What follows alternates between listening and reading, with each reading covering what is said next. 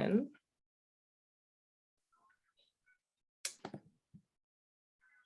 well, folks, it looks like are trickling in. Everyone's pretty punctual, which is pretty nice. Yes, we are recording it. And we will make this available on our Seed Stewards Mighty Network. But thank you all for being here. My name is Kristyn. I'm the farmer at Namu Farm and from Second Generation Seeds. And yeah, I'm very excited to co-host this with an amazing team. One of the farmers we were working with called it like the Kkaennip Underground, which I think, yeah, makes it sound like appropriately cool. And so we're going to get into a cook along and we're just going to take a couple minutes to introduce ourselves, like everyone who's hosting it, and just wanted to say thank you to everybody who helped make this happen. So first of all, there's Selina and Nancy, the authors of the Korean Instantpot cookbook, who are our wonderful teachers for today. And then we have Hannah and Ginny from Ssi Ya Gi, which is kind of a collaborative effort like in LA and in the Bay Area, who are gonna fold us into some of the storytelling events and some of the food justice work they've been doing. And then we have some different farms from around the country that have been keeping everyone well supplied with perilla all season long. And so just want to thank all the farmers for participating. And we hope that, yeah, that some of you are here because you're getting perilla from some of these farms. And hopefully this will just provide a lot of inspiration in terms of what to do with it and make you kind of a lifelong perilla devotee. That's the agenda of the Perilla Underground, is to develop a cult following for perilla. So I'm one of your hosts. Djumi Saeed, who is here, is our other co-host. And so we're going to take you along through this perilla journey all together. And we just wanted to start, you know, as a farmer, I wanted to just ground us a little bit in terms of some of the things we appreciate on the botanical side about Kkaennip in particular. And for us, you know, this event is very timely just because to have this sort of collective effort and have Kkaennip Kimjang is really great for this time of year where we can preserve the season's bounty, just because a lot of you who are growing it may have noticed that your Kkaennip is undergoing some changes possibly, or is about to undergo those changes. Kkaennip is a day-length sensitive plant. And so it transitions from growing, you know, vegetative growth and new leaf sets to growing, preparing itself for making seeds and entering reproductive maturity. And all of that process, the transition, you know, from being a young plant and an adolescent to starting to make flowers and then mature seed, all of that is really shaped by perilla, their relationship to light. And so it's this really amazing thing where, as opposed to other plants that, you know, you hear the phrase bolting, where a plant will start to flower and try to make seed in response to a stressor or just the amount of days it's been in the field. All of Kkaennip's cues to start flowering are initiated by just sensing the lengthening and shortening of days and nights. And so when you look at the terminal growth point of your Kkaennip and you start to see this instead of these little leaves as you're seeing, you start to see what's the beginning of essentially a flower raceme. And as the days go on, that raceme starts to elongate. And what you're seeing now instead of leaves are tiny sepals where flowers will develop. And so when you start seeing this, what's important to know is that because that change is really dictated by day length, you can't cut it back the same as you can other herbs like basil. You know, you can trim it back pretty aggressively once it starts to flower, and you can find usually a node where there's still some vegetative growth. With Kkaennip and most other types of perilla, once they're flowering, that's kind of it. They're just going to want to keep flowering.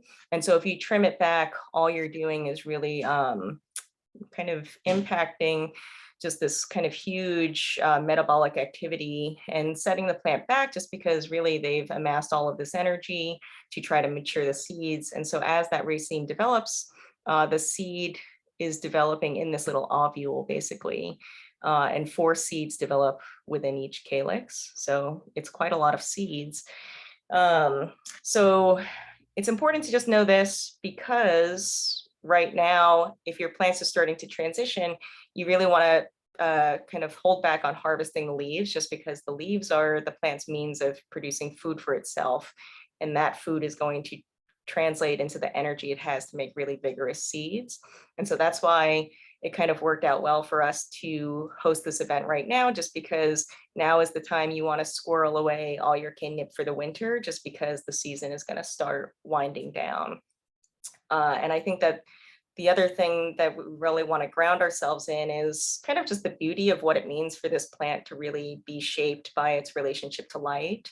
And I think that for us, our variety is called 38 North because it kind of just talks about this beautiful synchronicity between where my farm is located and in Korea, the fact that across an ocean and very different experiences, our perilla patches will flower relatively in sync with farmers in Korea and places in Korea where Kkaennip is growing. And I think that sort of just reminder stands in such contrast too, because the 38th parallel is the DMZ, which was a somewhat arbitrary border that was created during the Korean War. And I think that, this also happening at the end of the week, like earlier this week was Korean Independence Day, which is known as like the day the light was restored. And it marks Korea's freedom from Japanese occupation. So all of these conversations about light, and I think for me, what I want us to ground in for this conversation is just the gift that Kkaennip gives us is just a reminder to turn our attention to light and to our place in the cosmos, and kind of these more beautiful synchronous ways that we're able to connect with one another, and the ways that Kkaennip has really come to so many different parts of the world with the Korean diaspora, just because it was such an emblematic plant and such a physical reminder of home and what that home may look like. And so for me, Kkaennip is a plant that's been so generous in terms of grounding me and my community in this effort around reconciliation and restoration. And so wanted to just kind of set that up for us to just consider and hold. And the other thing we just want to talk about really briefly is the fact that, Kkaennip, as Perilla has been, quote unquote, introduced to the West and outside of like the communities that have really known and loved them for centuries, a lot of times like Perilla in Western taxonomy is classified as a single species genus. And when you see Perilla varieties, whether it's from Korea or Vietnam or India or Japan, they all end up being called shiso. And I think I just want to clarify too, because I think sometimes when like personally, if I correct someone like, oh, Kkaennip is not shiso, I think people think it's like a nationalistic, just a Han tendency, so to speak. And also just want to say that I think the beautiful thing about Perilla is, if you look at research in other parts of East Asia, Perilla is classified into no fewer than 6 kind of genetically stable and distinct chemotypes that are based on the type of essential oils in their leaves. And so you can look at the different types that you have here. And for the most part, the types that we eat for seeds and for leaves are PA and PK types. So the Japanese types of shiso are PA types. The types that are mostly used for traditional medicine, used as zisu, are PA types. And Kkaennip is a PK type, so perilla ketone is kind of the main constituent. So again, just to kind of highlight and learn from this plant, sort of the difference between, like I think as sort of a lamppost of sorts, like I think you could put a flag outside of your house, a Korean flag, or you could plant a Kkaennip patch and it communicates the same thing, but in really different ways. Because when we say something is like Korean Perilla, it's not just about those boundaries of a sort of nation state. It's really speaks to this kind of like kinship and these feedback loops that evolved over centuries. So again, just wanting to kind of ground us in questions of what are the relationships and interactions and processes that allow us to start to belong to one another and belong to a type of culture. And you can see here, just to kind of really distinguish what that looks like from a kind of plant breeding perspective. We have Korean Perilla on the left, and we have another type of Perilla that was shared from farmers in Manipur in the Northeast Hills of India. And in both places, the seed was domesticated very early as an oil crop, and the seeds are eaten and consumed. They're like super nutritious. But in Manipur and in the Himalayas, the leaves weren't consumed the way they are in Korea.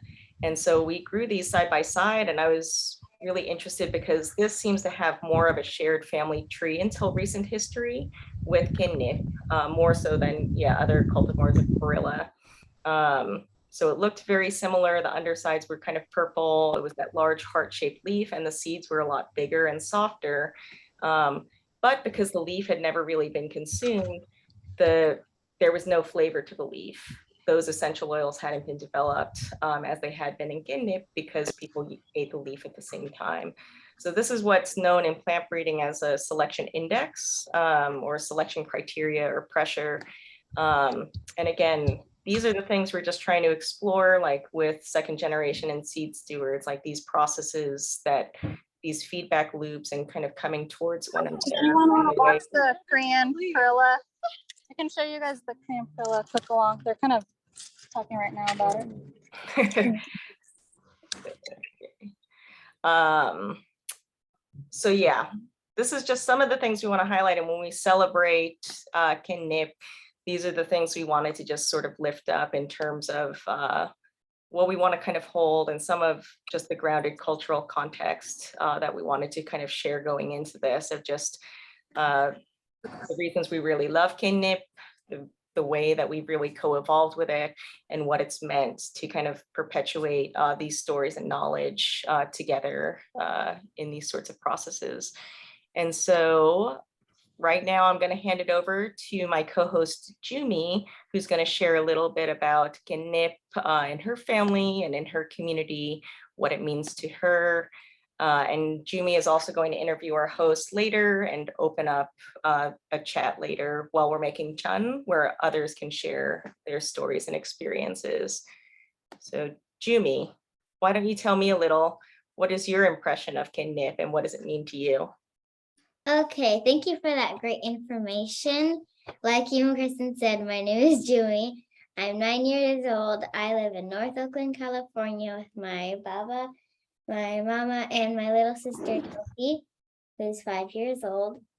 And if you really knew me, you would know that I'm vegetarian, but I'm not a picky eater, and I love Sam, so you can give me anything that's not meat or fish, and I'll eat it. And I'm also part of the Seed Stewards Club. So that's one way that I know you, Kristyn. And I love Perilla. It's really good. And my family connections are that my halmoni or my grandma, she's on my mom's side.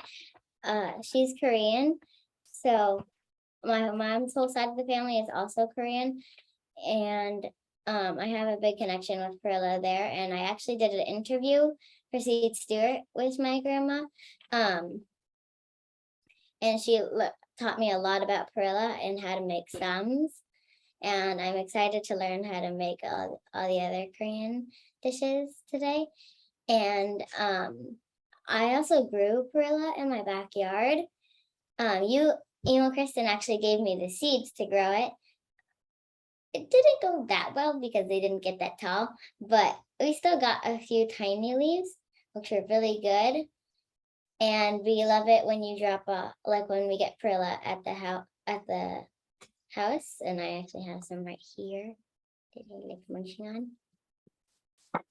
Well, Jumi, I think I'd love to know just what are some of your favorite ways that you like to eat it?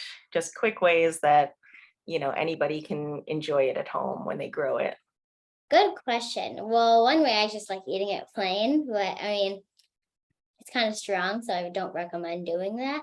But I also like making sams, which is kind of like a Korean taco.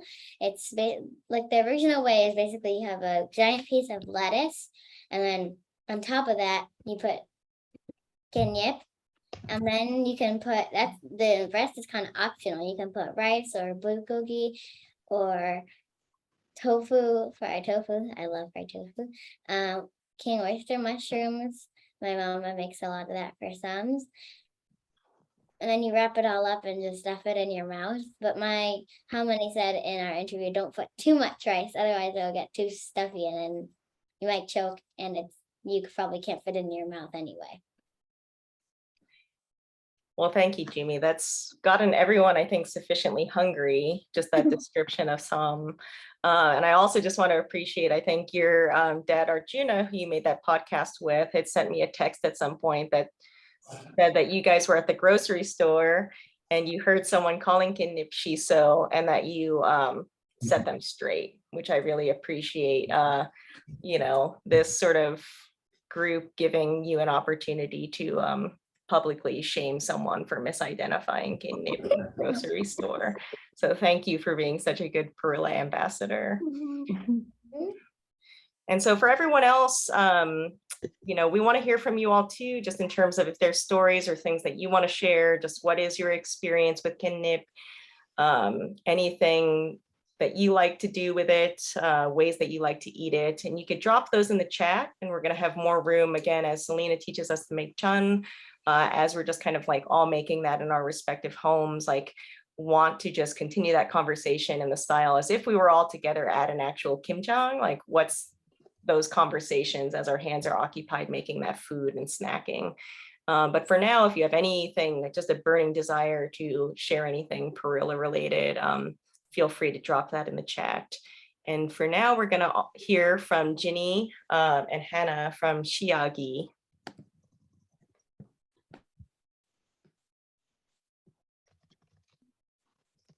Hello. Hi, everyone. Thank you, Kristyn and Second Generation Seeds for putting on this fantastic cook-along and for just allowing us the space to learn and share our stories. I want to do a quick introduction of our small but mighty collective called Ssi Ya Gi, which translates to seed story. We are an extension of a larger Korean American collective called Kyopo. And together we started this project with a mission to give voices to our underrepresented Korean American elder community, especially those that have experienced heightened levels of isolation and a lack of access, and all of this, of course, magnified due to the pandemic. Our aim with Ssi Ya Gi is to create intergenerational connections by gathering and recording stories from our elders, and particularly focusing on food memories and memorable meals from the past. As I'm sure we all know, there's no tool more powerful than food and the act of eating and feeding when it comes to connecting with our communities. So yeah, we asked these elders to share some stories of the memories, and then we take these stories and transcribe them and memorialize them in a way that we can share with our broader members of our community and beyond. For example, for our first project, we interviewed a handful of seniors from a home in Koreatown. They shared these wonderful farming and food memories and recipes with us, which we recorded and translated and turned into these beautiful zines, which we then gifted back to our elders. We also had our first event this past June at a Latinx run community garden in MacArthur Park called Cultiva LA. And they gave us a space in one of their garden boxes where we grew seeds from second generation, of course. And this included the most vibrant and prolific Kkaennip plants. And then we invited the Korean elders that we interviewed, as well as the Latinx elders from the community garden, for a meal in this beautiful space, and asked them to share their stories with their respective communities.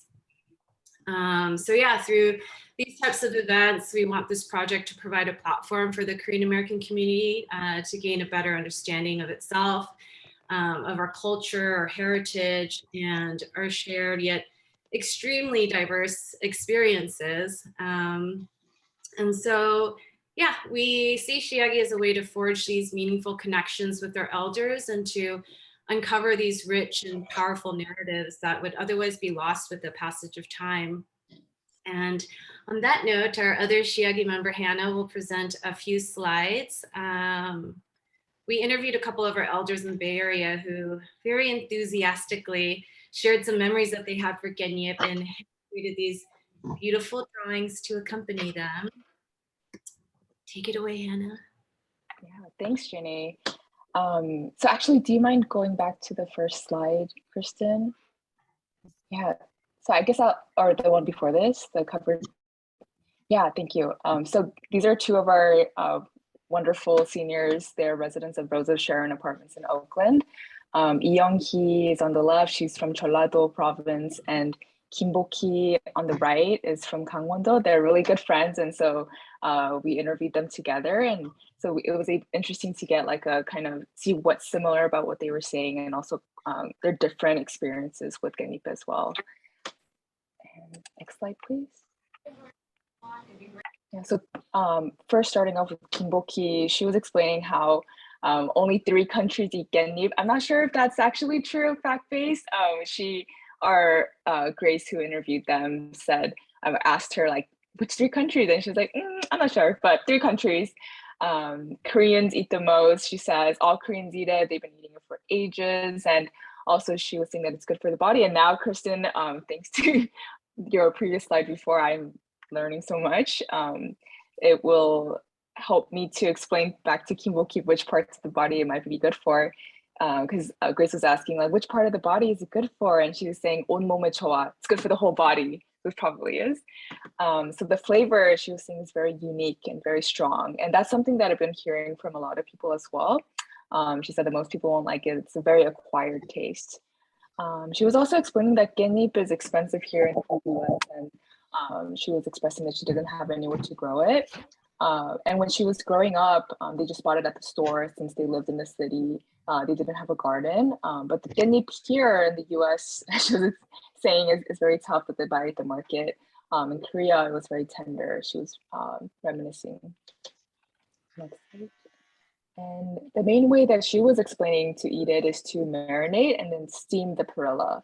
So first you wash it, you dry the leaves, then you spoon the seasoning mixture, soy sauce, garlic, green onion, sesame, a little bit of sugar onto every leaf. And she was saying, I'm lazy, so I do this every few leaves. My mom also does that too. And then you cover and then you steam the leaves. And she was saying that this is how most people eat it, or you pickle it, or you always eat it with rice.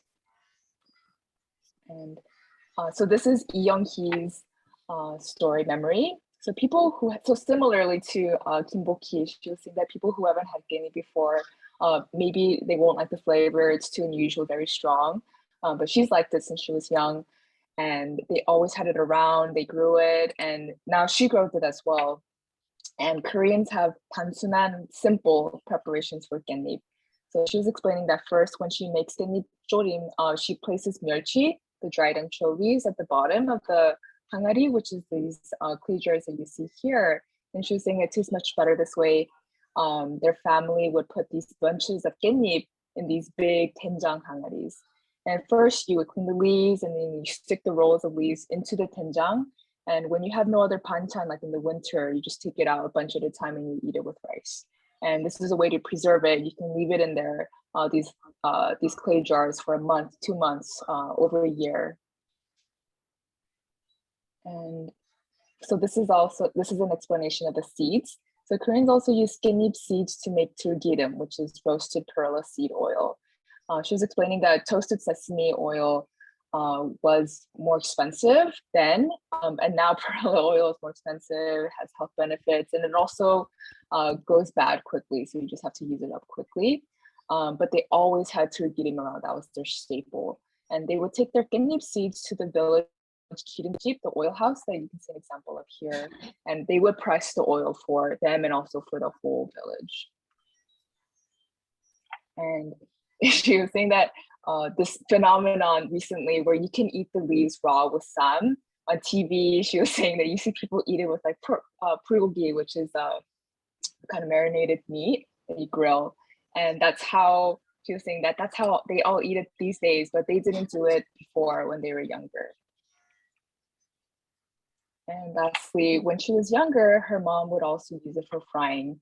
She put some 들기름, the seed oil, in a frying pan and make 누룽지, which is the crusted rice, the bottom portion that you would scrape off, and then you put a little sugar sprinkled on top. And she was reminiscing how like her mom would store it in this glass jar, gave it to her and her siblings as an after-school snack, and how delicious it was. And lastly, another part of the plant that you can eat is I think it's 송혜리, she was saying. If anyone can correct me, that would be great too. It's the part that holds a seed and raceme, and I think I wrote it down, the seedful. You take that and then you dip it in sweet rice powder, 찹쌀가루, and then you fry it. And she was saying that that was just so delicious. I've never heard of that way of cooking it, and so I'm so excited to try that. And that ends up wraps up our two very special memories from Young-hee and Kim-Bo-ki. Thank you so much. And just want to say, Hannah, thank you for making these beautiful illustrations. And for everyone else, like Hannah just whipped this up in like just a few days, which is pretty amazing. And we have a lot of community interviews kind of similarly about Kkaennip, and we ask people like to describe its flavor, and a lot of the responses just say like, oh, it tastes really Korean. I'm like, well, like, what does that really mean? But it was sort of like the most reliable answer. Like people are just, you know what I mean? It tastes really Korean. And it is sort of a yardstick, kind of how all the seniors emphasize that it's just sort of like a wariness of non-Koreans eating it. And I think when I worked for an older Korean lady, I would bring her Kkaennip, and I'd hear her quietly telling other Korean ladies at the market, like, my worker is 100% Korean. Like, look at, she eats this Kkaennip and she grows this, which maybe is problematic in certain ways, but also was nice to hear some sort of weird affirmation from her. But we're going to get started now, and we're very excited to do the cook along. Please keep chatting in the box. And yeah, I'm super stoked Selina and Nancy agreed to do this. I love both of them. They've both been out to the farm, and I cook from their Korean Instantpot cookbook actually all the time, which has been a real lifesaver. But I'll let you guys take it away. Hi, Selina, are you there? I can't see you in the. Yes, I'm here. Okay. Hi, everyone. First of all, I want to thank everybody for joining today. I'm Nancy Cho, and my friend Selina Lee will be leading the cooking demos. We are the authors of the Korean Instantpot cookbook. It's this book right here. And here's a little background on us. Selina is a menu and recipe developer for local restaurants and food companies. She was born in Seoul, Korea, moved to the US when she was a teenager, and she received her degree and began her career first in graphic design. And looking to engage her growing interest in Korean cooking, she launched a series of in-person classes called Banchan Workshop in 2014. And after hosting all these workshops, this developed into a deep passion, and she decided to switch over and pursue a career in food. And for me, I began my career in piano performance and music composition, but I switched over to be an editor and recipe developer for Anthology magazine way back in 2012. I went on to author a cookbook called The Easy Asian Cookbook for Slow Cookers. It was a cookbook featuring recipes from East, Southeast, and South Asian cuisines for slow cookers, also known as crockpots. And currently, I work as a photographer and stylist for books and cookbooks for clients such as Penguin Random House. And both of us live in the East Bay, in the San Francisco Bay Area. So today, Selina and I also want to give you a little background on how we met. We met through a mutual friend at one of her Panchan workshops years ago. And about 9 months into the pandemic, I was approached to write an Instantpot cookbook on Korean food. And I told the editor that I would do it as long as I had a co-author. And I knew I wanted to write it with Selina, but there was a catch. At the time, Selina did not use countertop gadgets, not even a toaster oven or a microwave. She only had a stove, an oven, and a rice cooker in her kitchen. And I had to convince her to take on this project with me. So she got an Instant Pot to try it out, and voila, the first Instant Pot cookbook featuring Korean food was published, and that came out September of 2021. So now I'm gonna switch over to Selina. She's gonna start by making Kkaennip Jangajji for today's cook along, and then afterwards we'll be making Kkaennip Jeon.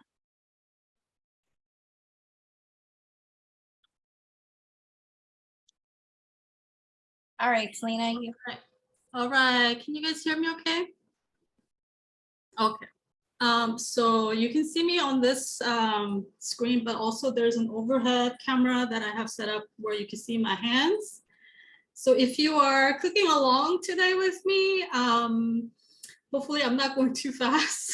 So, but yeah, take your time, and you can always go back to the recording and watch it again. So I hope I hope it goes okay. Nancy's gonna keep me company. I know you guys are gonna type in your questions and stuff like that. We'll get a chance to answer them later on. So if you want to save them for now, sorry about, I live on a very busy street. So, if you want to save them for later, you can, or you could just type it in and we'll go over them later. So we're gonna start. You guys ready? We're gonna start with Kkaennip Jangajji, which is a soy pickled perilla leaves.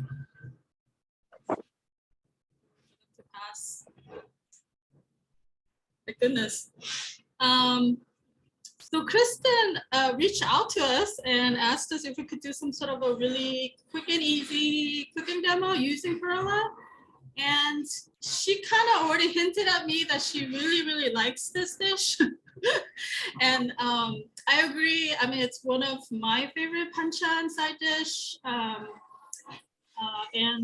It's just a really great way to process a lot of perilla at once instead of just eating few leaves at a time for like barbecue or sam, right? So I just wanted to share this method because the most common one, the way the Ssi Ya Gi ladies explained today, the most common way to pickle them is, we make a season, or we, make a brine, like a soy brine, and we boil it, and then we pour over the perillas, right? That's kind of the number one way.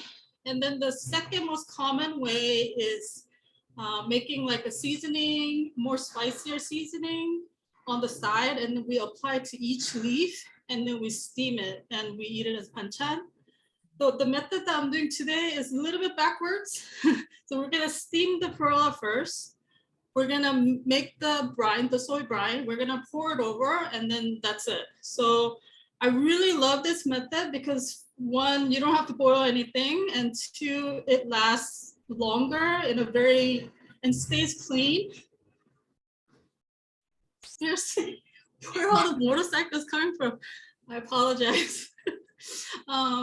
So I discovered this, and I heard that this is more of a younger, modern way to do things, and I love it. It's like, yeah, no boiling, and it's just so quick, and the brine does stay clean and like uncontaminated for a longer time. So we're gonna do that. So today, I have whole bunch of kkaennip.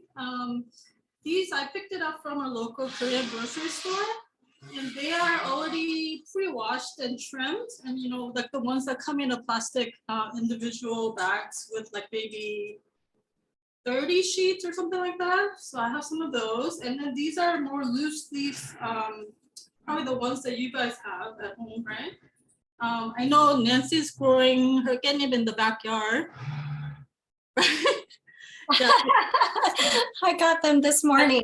Yeah, you got the seeds from the second generation, right? I did. I can't take all the credit because my husband actually planted them. Mm-hmm. I tend to kill everything, but he planted them and they came out and I was very, very happy. So we've been eating them all summer. Awesome. So just to let you know, the pre-washed ones tend to be a little bit, I feel like they're much bigger and tougher. I guess they select them like that, right? And then the loose leaves are a little bit smaller and tender and very fragrant. So for the Jangajji, the soy pickle, we want to use the bigger and tougher ones and then save the tender ones for the chan. Okay. So if you are like just preparing them now, you know, just make sure when you cut them off from the leaf, at least leave like 1 inch of the tender stem intact. You don't want to cut that off, and I'll explain why. It's a very controversial thing. Anyways, and then also I have some Korean chili called 청양고추, and these were actually very hard to find at a market. If you're growing them, bless you, this is like my favorite thing. And they're, as far as the heat wise, they're pretty close to, I would say, serrano peppers. Yeah, but it definitely has its own uniqueness. If you could find the red equivalent of 청양고추, that'd be great. Today I couldn't find any, so I have red jalapeno. And the red one's just more for color, so it's no biggie. But yeah, if you could find these 청양고추, that'd be awesome. And I have some scallions for chan later on. But there they are. And then we're gonna make these little kkaennip bundles. I have about 10 to 12 sheets. Just make sure they're all stacked same direction before we're gonna steam them. So yeah, I think we're processing about 50 today. So you can make these groups right now. And I have a steamer here. I already boiled some water, so it's hot and it'll be quick to come to boil. So make sure the steamer is on while we make the kkaennip stacks. So this is like the best way to dry them, I feel like. I wash each one of them in running water and then just lay them flat on a, paper towel, and I layer a whole bunch. So I think that's the most fastest way to do it. So go ahead and stack them together like this.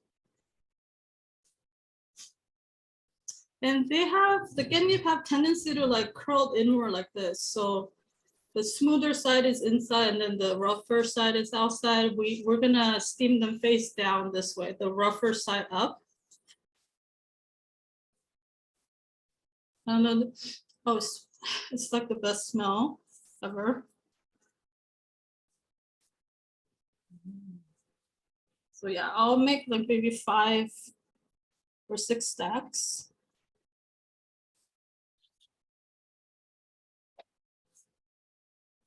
Okay.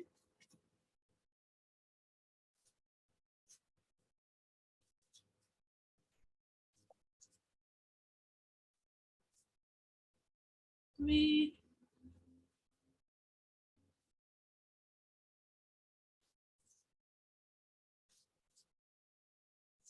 Four.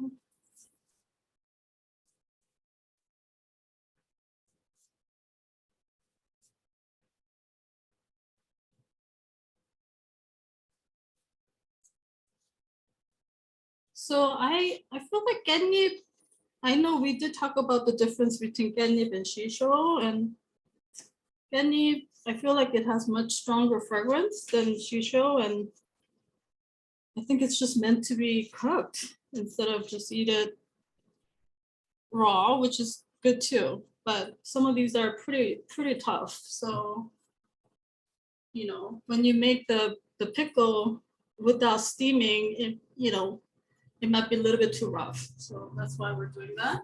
And let's go ahead and steam this. So again, face down. And then try to like stack the groups, crisscross so they're not like on top of each other. And I will explain the importance of grouping later on.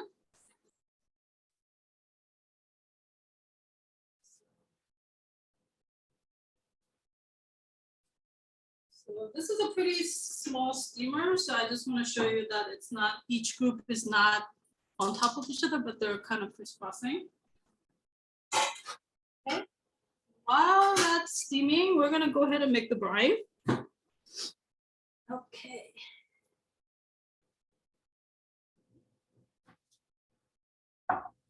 So I sent the list of ingredients to Kristyn to share. Hopefully you got them. Let me just pull them out.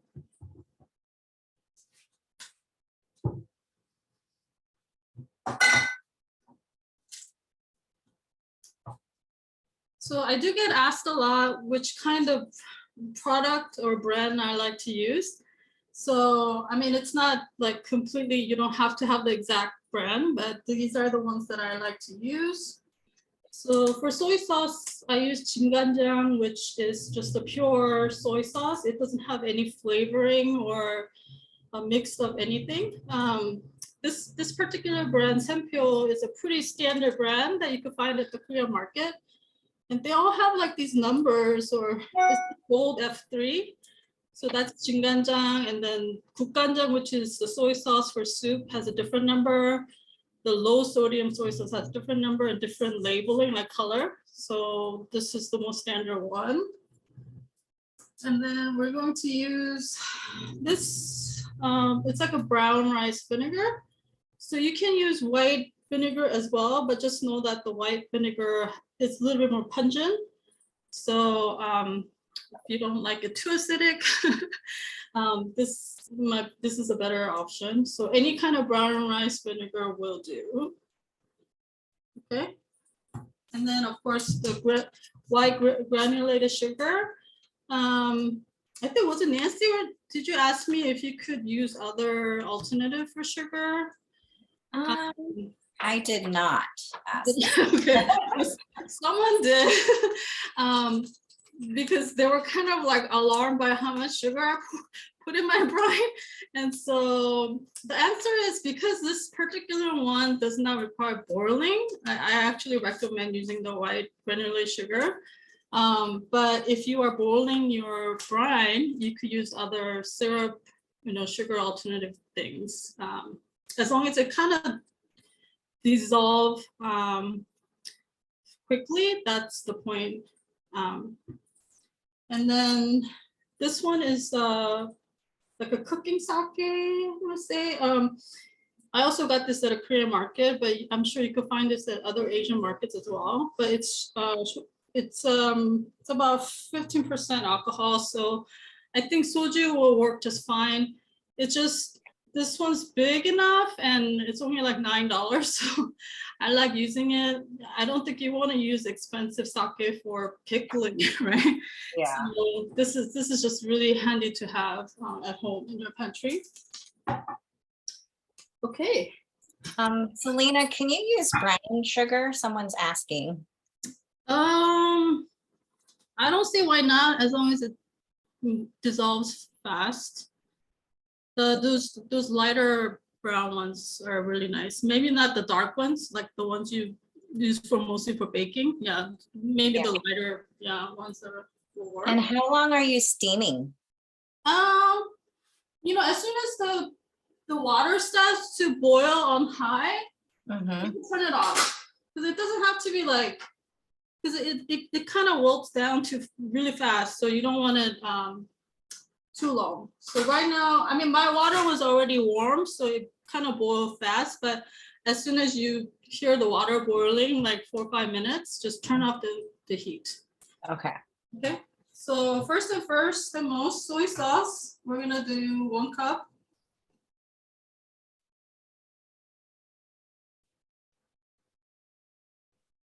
There's a question too about what do you look for to know when the leaves are done? Oh, from steaming or? Let me show you. Okay. So you don't want it too lumpy, I guess. And grab some.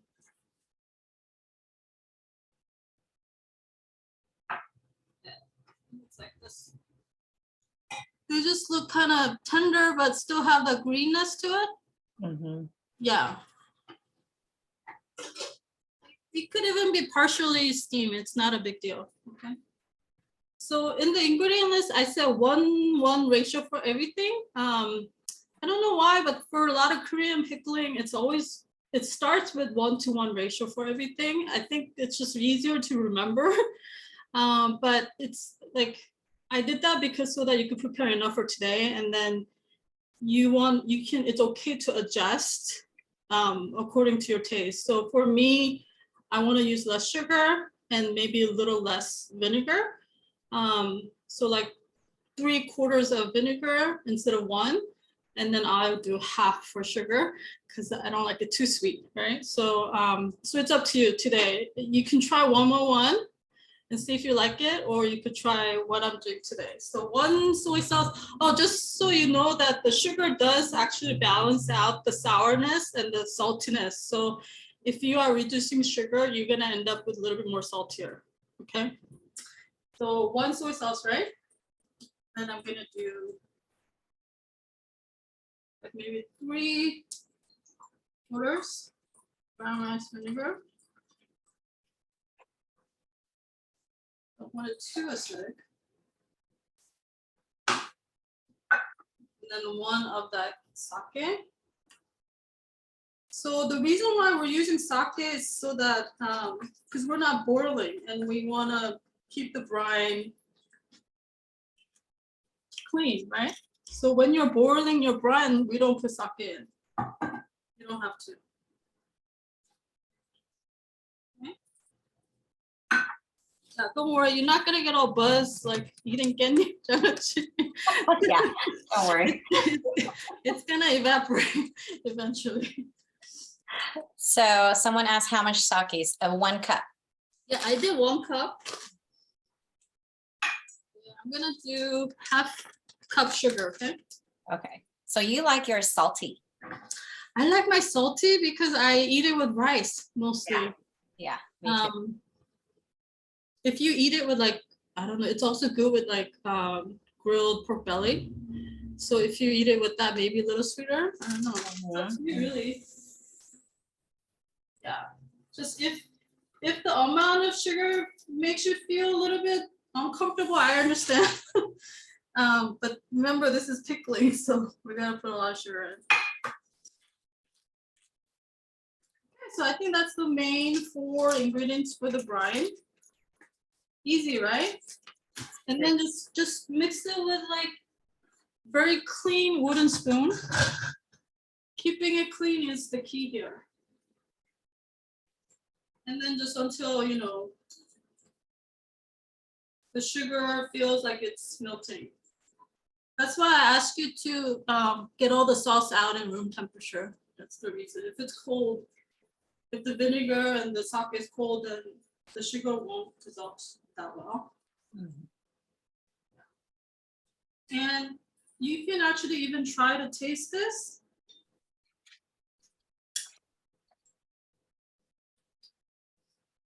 I like it. If you want a little bit more saltier, it's okay to put like a teaspoon of salt too if you want. For me, it's good, I think. Okay. So now that's pretty much it. Now it's time to put it in a container. It's ready to go. So I love this glass Lock and Lock brand container for Jangajjis because they're actually really airtight. So you can tell that the container is airtight when you open it. It should like, you know, pop almost like release that gas. So yeah, I really like it, and it's glass. And for any kind of pickling, you want to make sure the container is sanitized, right? So since these are kind of big and they're not like those small bottles that you could boil, the easiest way is like just have some mixture of water, vinegar, and lemon juice, and then pop it in the microwave for like 2-3 minutes. And it'll clean your microwave too. So that's kind of a quicker way to sanitize glass containers. So we're gonna use this. Okay. And then grab the steamed kkaennip. Ooh, it's hot. Okay, let me grab some. And then always grab them by the group. And this time you could have them face up. That's fine. The reason why we keep them in groups is because later on, when it's time to eat, you'll notice that it's really hard to separate each one. You know, so, and when you make a lot like this, I like to transfer to a smaller container for us to eat at a time and not have to keep, you know, taking it out of the container, the brining container, because we want to, the idea of, we want to keep it clean, right? And you could even reuse your brine for other things like banchan or not for other pickling, but you can use it for cooking if you boil it, right? So that's the point.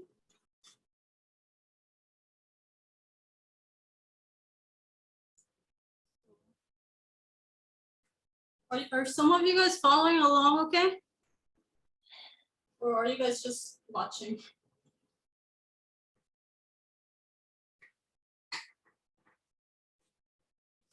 Following, loving. Great. Let me know if I'm going too fast. Actually, you know what? I think it's okay to like just take out this whole thing and Oh, someone says you're going too fast, I'm going too fast. Okay. but some people are following, so. Yeah, my water boiled fast, right? Yeah. So I just transferred the whole thing. It was fine because it was already crisscross. So we're gonna let that stack like that. And do you have to pack them in tight, or you just kind of stack them and they're all good? They're all good because once you pour the brine, it's all gonna be. Yeah. So while that's kind of cooling a little bit, we're gonna cut up some chilies. So I like having little pieces of chili in there because I like the kick. But yeah, if you don't want spicy, that's okay. You don't have to include them. So I'm gonna cut up some chunky. You don't want it too thin slice. It's gonna kind of deform a little bit if it's too thin. So I'm going to cut them in chunky pieces.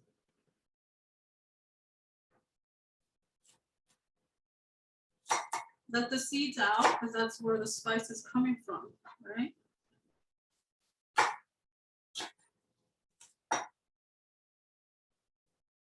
The red one again, more for visual, much for flavor.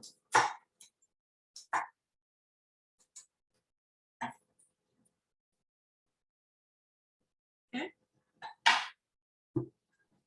Hey, Selena, could you ever use like dried gochu, like as you're making the brine and let it just steep? So I made some samples earlier this week and I used the dry gochu because I couldn't find the red ones, the fresh ones, and that's fine too. Yeah, it won't release that much heat, but maybe if you like slice them in half, it'll do. The dry ones that it's a pretty staple item in my pantry. I don't know, are they Thai chili? The red dry ones? I forget.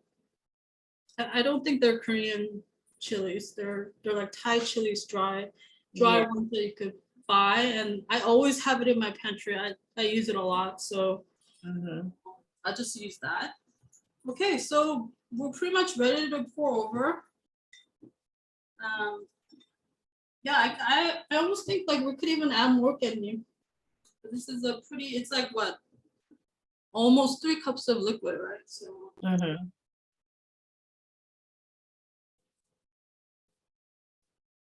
you just want to make sure it's submerged. something like that. Yeah, you could add more kkaennip and do more like 100 sheets if you want. And then I love these.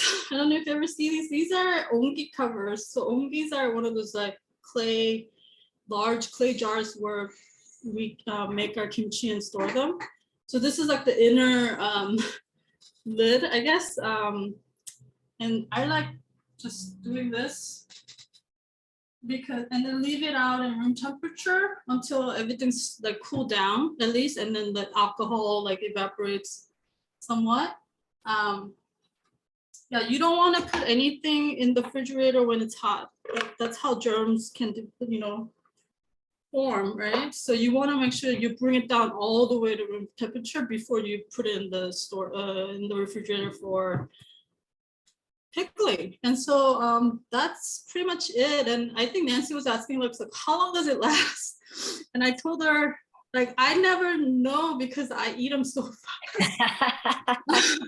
But for something like this, I think it could go for a month or months, really.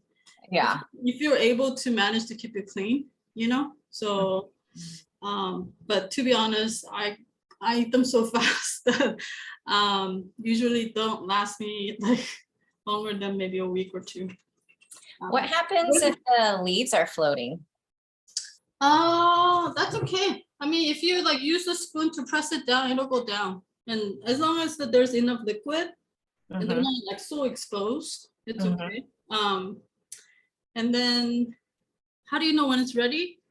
So I mean, like you could even start eating it tomorrow if you want, but I find that it tastes the best after like 3 days.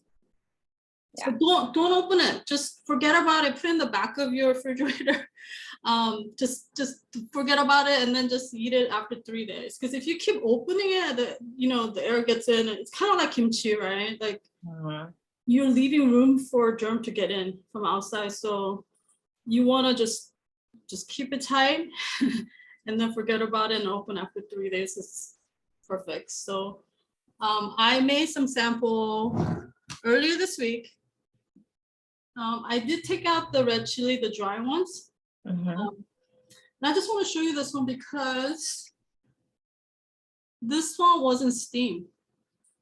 It was just raw because I noticed that the leaves were very tender. So if you have very tender ones, which you can, I'm sure, but you don't even have to steam it. Really, see how it's. Yeah, that looks good. Yeah, but when it's steamed, it's really hard to separate each leaf, So that's why I said it's important to keep that stem, 1-inch stem intact, because that's how you separate them. Yeah. Right. If you don't have that cover that looks like the mesh shower cap, is there anything else you could use, like a cheesecloth? Yeah, cheesecloth, paper towels, whatever. You could even just leave it open, but the flies really like the smell. Yeah. You don't want any bugs going in. Yeah, so just cover it with something so that it's not super hot and that the alcohol and everything sort of like naturally evaporate a little bit. So that's pretty much it. I hope that was easy to make, hopefully. Super easy. And I like the cover idea because someone just ate one and I think it would help you not eat them if you're very tempted to eat them all at once. But okay. Mark, I think you're okay. Just make sure that you don't contaminate the rest. Yeah. So I did mention that you can save the brine and use it for banchan, right? So a lot of the Korean banchan uses soy sauce, and if you use this, like it's gonna have another level of flavor, right? Because it's gonna have like infused perilla scent, and so you can use it for anchovies banchan, you can use fish cake banchan. There's a whole ton of banchan recipes that you can use. Just make sure to boil them one more time, just so that it's clean and okay to eat. Yeah. Okay. I really like this version.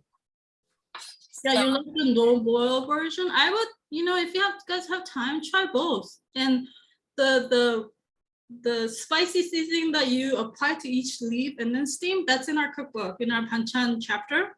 Mhm. So that's always a favorite. So good.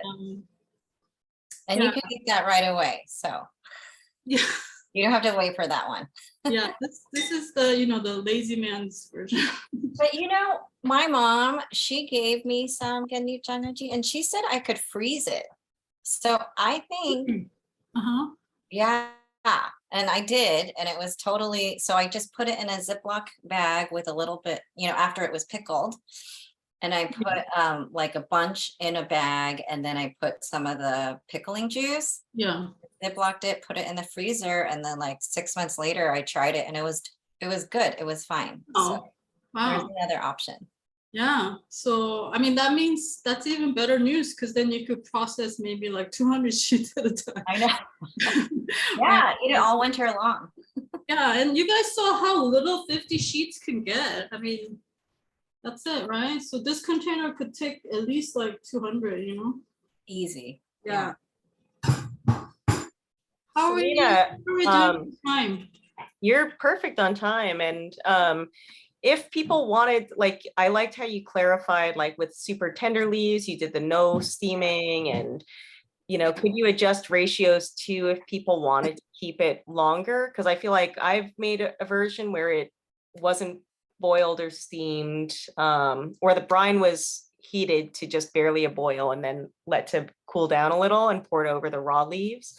But I used more vinegar, and the leaves really last pretty much until I'm harvesting perilla again. Like, so is it just about ratios and some of that technique with just knowing, like, yeah, how thick are the leaves? What are you, you know, what are you trying to accomplish? Mm-hmm. Yeah. So just experiment. It's kind of like kimchi. I've been experimenting with kimchi for like at least 10 years, and I have to say, like, so many failures because I don't know, even if I follow like a recipe, it doesn't always turn out the way you want them because it does get there's a lot of factors like the environment and how you ferment them, and it's like a science and nothing's guaranteed. So I'm still learning a lot about kimchi, but as a modern cook, busy person, I'm trying to do more small batch, like every weekend, grab fresh, you know, greens and pickling them and kimchi-fy them whenever I can. I just love that type of lifestyle better than, you know, Kimjang once a year, like, which is great too. But that, it's like, it's better if you do with the whole neighbor, you know, whole town. You do like 100 batches of Napa cabbage kind of deal, and that, you know, that's not always practical for us, right? Living in the States. So, okay, so are we ready to move on to Jeon? How's everyone doing? I hope everyone's doing all right. It looks okay.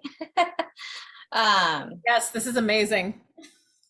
Keep Great. going. You know, you all look very productive out there. And I know Madeline from East Branch Farm says that Team Perilla out there is very proud of their Kimjang's situation. So we're going to highlight you for 1 second to show off what exactly is happening out there in upstate New York.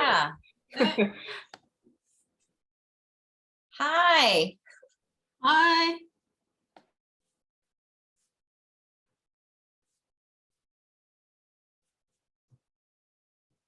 Wow. That's a lot. That's a lot. Yeah, Madeline is an amazing farmer at East Branch Farm. So this is what, yeah, that's real farm style. You're going big. So I mean, like when you have a lot of small tender leaves like that, it would be so tedious to like stack them, right?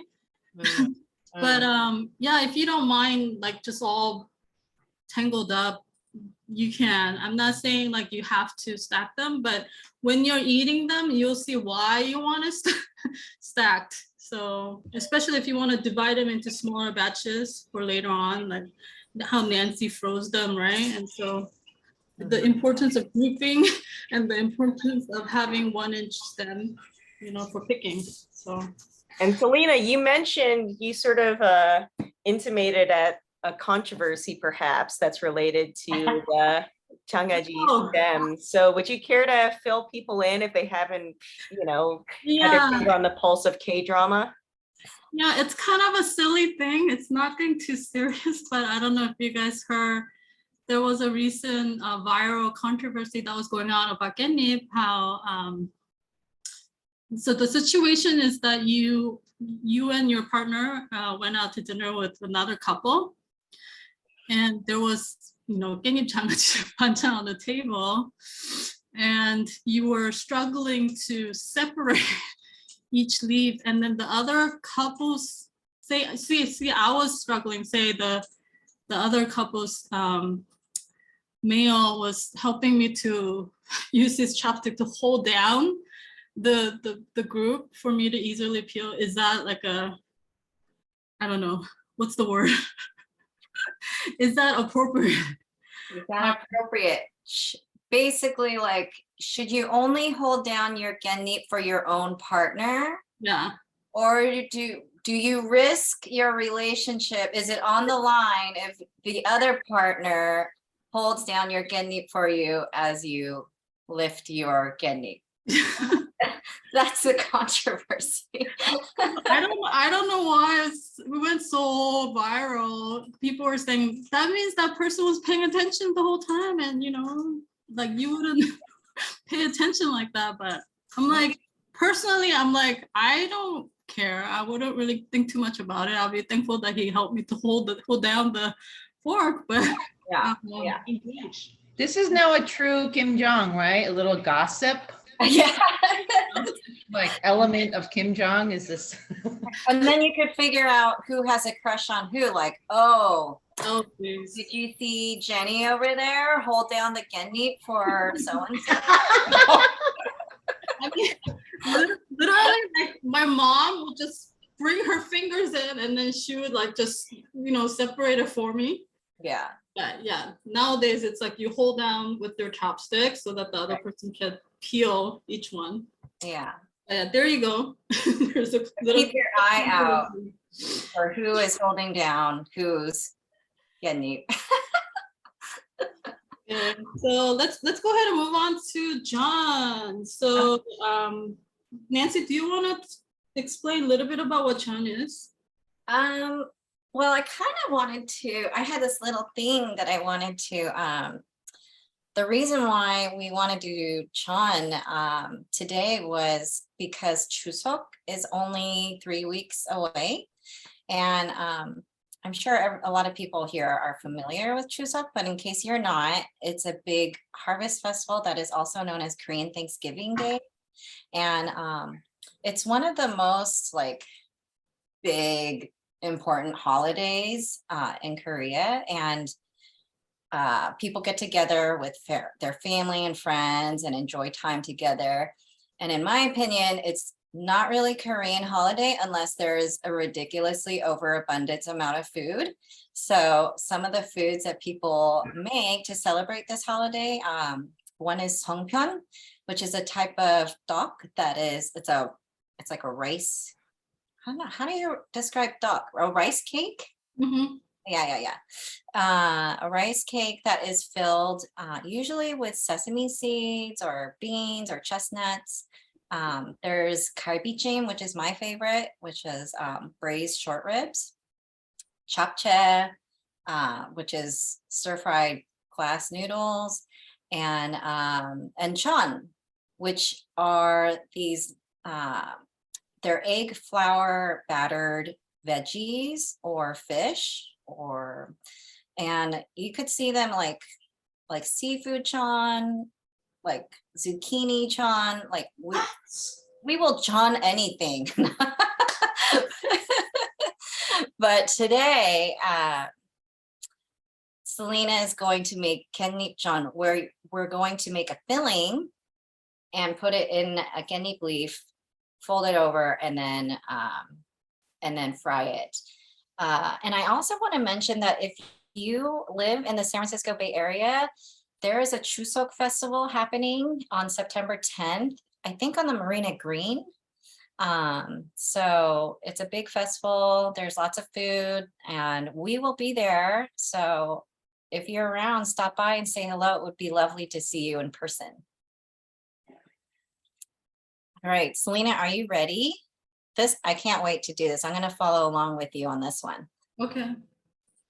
Hopefully the Kkaennip Jangajji people are wrapping it up. Or you can always finish it too later. Mm. Okay, so let's go over the ingredients for chun. As Nancy explained, this is a stuffed chun. So a lot of times it's not stuffed. So like if you're making fish or other types of vegetable, it's just coated with flour and then egg and then pan fried. Today it's a little bit special that we are going to stuff them with some kind of a ground meat. I have a pound of ground beef. You can use any type of ground meat. So ground pork or ground chicken, turkey, even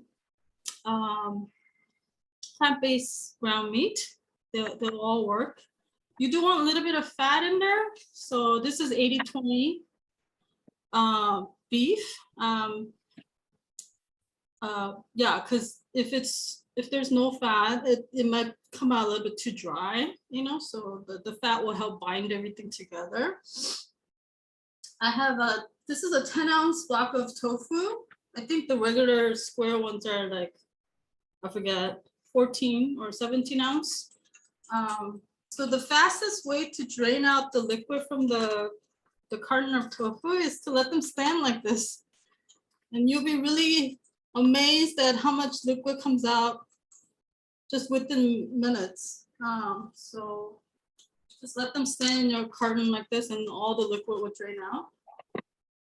Okay, and then we have some eggs. And we have some scallions. For the seasoning, we're just using good old salt and pepper. I'm using kosher salt and then freshly ground black pepper. Minced garlic. I made some fresh ones earlier today. So some garlic, and then this is, Nancy knows this is my favorite pantry item, ginger juice. I got it. Yeah, if you don't have ginger juice, just grating ginger is fine. We're only using a little bit of it, so. And that's it. So first and foremost, let's go ahead and mash up that tofu. So, I usually just use my knife. Using the flat side of the knife, just tackle one corner of tofu and then just smash it down. This. Yeah, at this point, hopefully the liquid has gone out a little bit, so it's not so wet.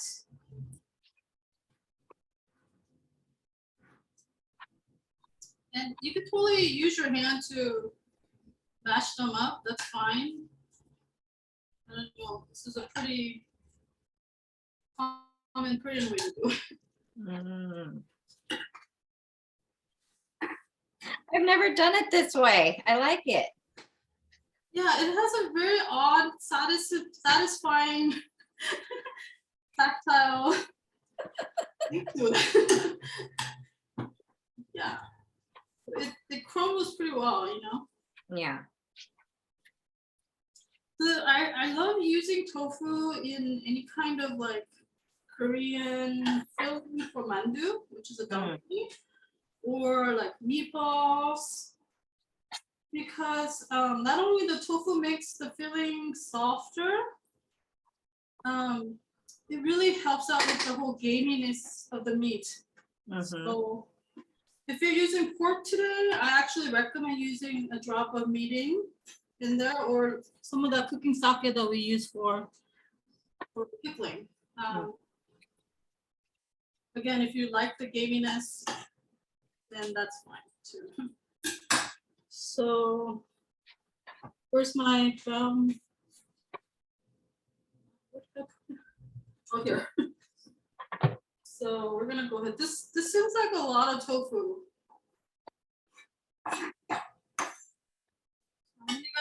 like maybe put like half in there and then save some for later. Because if you do make a lot of filling, it's okay. You make meatballs, or you can make mandu too, you know. Mm. Let me go ahead and grab some.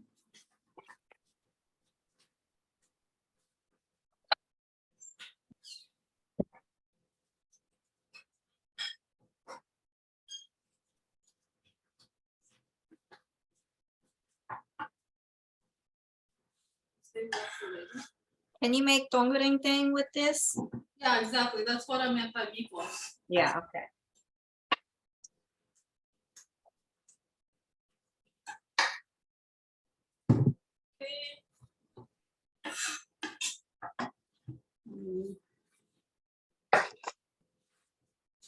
Always clean as you go, right?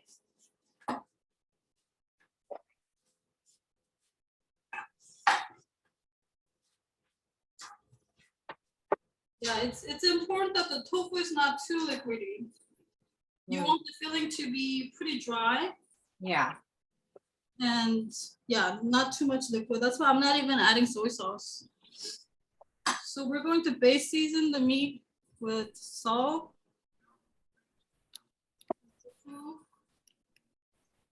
That was about, this is like a half teaspoon, so 1 teaspoon, 1.5 teaspoon.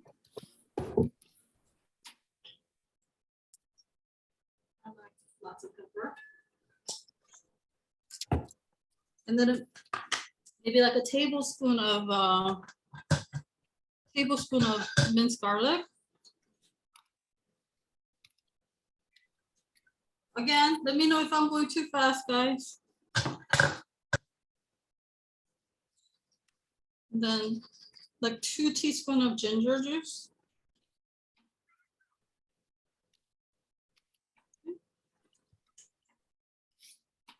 And then again, if you're using pork today, yeah, use a lot of ginger juice. Okay, set that aside for a second while we chop up some scallions. So we're gonna use both the white part and the green part. Like having a lot in. How many scallions? I have 4 here. Okay. I like a lot. Yeah.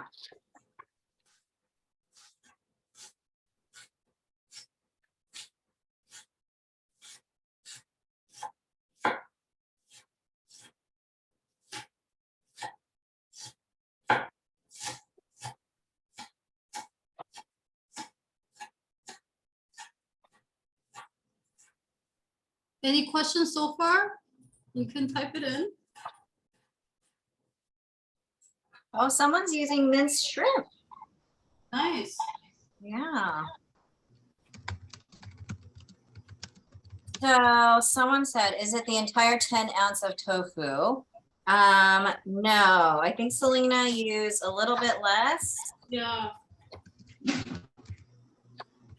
I think 10 ounce to 1 pound of meat is fine, but I don't know, felt like doing a little less today. Lightly steamed. Does it almost seem like it's like a 1-to-1 ratio with the meat and the tofu? I feel that's what I usually do.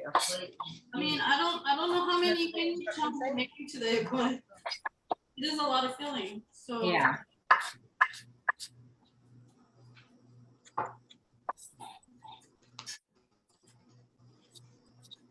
I think it's gotta, if it's a real steam. yeah, so once it's chopped up finely like this, go ahead and just add it in the Let's see if she writes back. Kristyn's slacking. She's like not, oh, there she goes. Now she's looking. How long do you think for the Jangajji? How long do you steam the pearl leaves for the Jangajji? Until the water comes to boil, so about 4 or 5 minutes. That's not enough. Turn off the heat. I guess leave it in there and then just turn it on the heat. Just leave the heat on, turn the heat off. Yeah.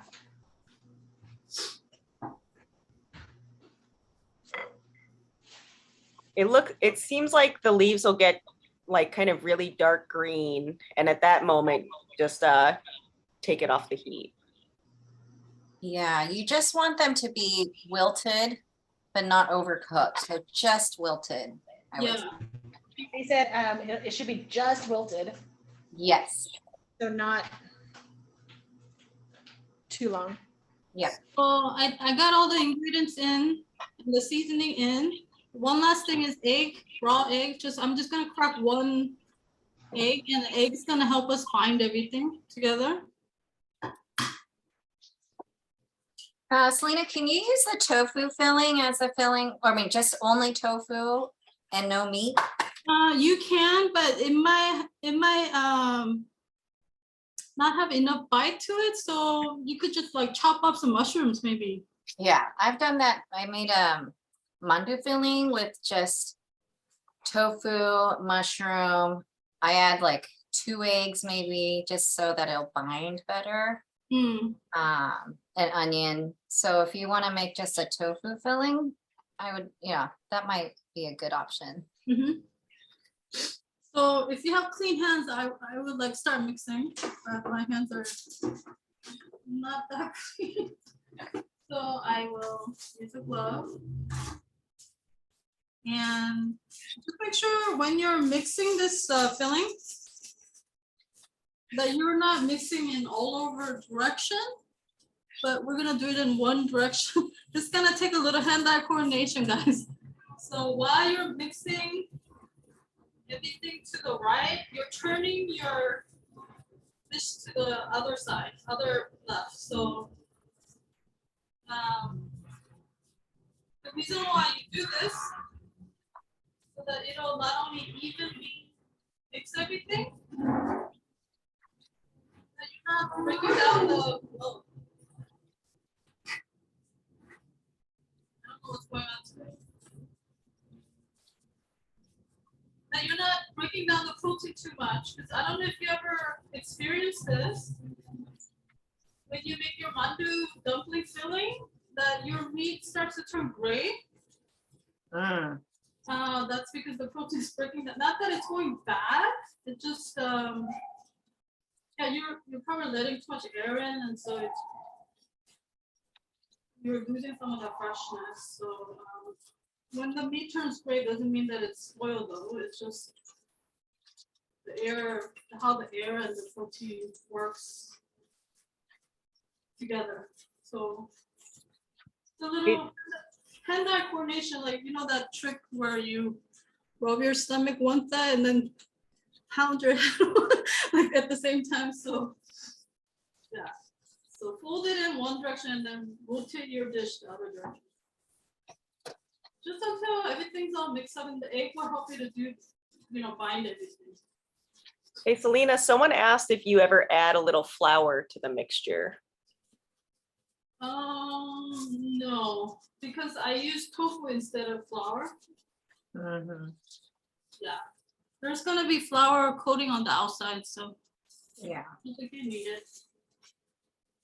That's why the tofu is great. Yeah, really. And I like how the tofu makes it like really tender. Yep. It's not dry, you know. So in my cooking class, like I took some cooking class in San Francisco, and you know, the instructor asked me like, so how would you know if your filling is seasoned right? And then I raised my hand, I said, oh, just try it raw. And then because you know, like I don't know, Koreans eat, I mean, it's okay to beef raw. And then she hecka freaked out. She's like, you're not supposed to eat that raw. And she's like, she said, because we were making meatballs, and she said you could try pan frying a little portion. Yeah. I said, no, just eat it raw. I'm not. Any an Italian grandmother would tell you you could also eat it raw. So yes. Yeah. I mean, I wouldn't really do that for pork or chicken, but for beef, I don't have any resistance. I'm not gonna taste it today because I already know the you know, seasoning is fine, and that for the chan, it's no biggie. Like even if it's blend, we're gonna make a nice soy sauce dip to go with this, so it's no big deal. Okay, so I'm pretty much done with the filling. How about you guys? How about you, Nancy? I used chicken today. Oh, Yeah. are you doing tofu too? Yeah, I always use tofu because I like how it makes it not dry. I like how the tofu makes it, I guess, fluffy. I don't know, not fluffy, but just tender. And you know, I had someone commented once like, ew, tofu to me. And I was like, oh, you know, you don't really taste, when you taste these, it's not tofu. Like when you eat mandu or any of these types of jang, you don't eat it and go like, oh, that's tofu. It's really bringing a light texture into like the meat filling. And so I always, even if it's chicken, turkey, beef, I put tofu in it. But I don't put tofu in with shrimp filling. Oh, So yeah, I guess it doesn't. shrimp is so bouncy, you know, shrimp is like, yeah. I've always thought like shrimp and pork is a good combo. Yeah, So, I could try it. so Kristyn, I'm gonna just get it going on a pan, and I think that'll be a good time for us to like transition if people wanna share. Before we do that, I just wanna make sure how to like coat them and then put on the frame.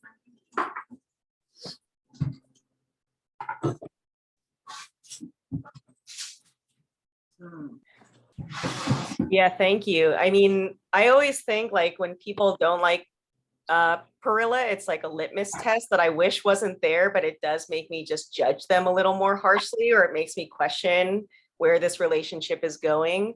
And Nancy, to hear you talk about someone like just talking like that about tofu, I'm like, what kind of depravity is this that you just like inherently don't like tofu? Like, get with it, people. Well, every time someone, this is a thing that I do, every time someone tells me they don't like a certain type of food, like an ingredient like Brussels sprouts, I always serve them that ingredient. Like, you just haven't had it cooked the right way, so let me cook it for you. And then I want to change your mind. Like, there's another person who didn't like tofu. And I was like, have you ever tried sundubu, like the silken tofu stew? They never have. So I took them to a tofu restaurant that night and they loved it. So I was like, you just haven't had it the right way. Maybe just try it in different ways. But yeah. Yeah, I mean, same thing with kids, right? You just have to, if they are resistant to certain ingredient, just have to try a different way. Yeah. It could be the texture rather than the taste that's bothering them. So Right. okay, so I have this big old flat nonstick grill. I think every Korean household has it, either this one or the ones that you can plug in, right? Yeah, I have one that I plugged in. Yeah, so it's just really great to make chunk because like you want to make a lot at once, and so it's nice having these kind of flat griddle thing. And then we're gonna use just the AP flour for coating, and then I cracked like 2 eggs to whisk for now. I might need a little more if I want to make a lot more chan.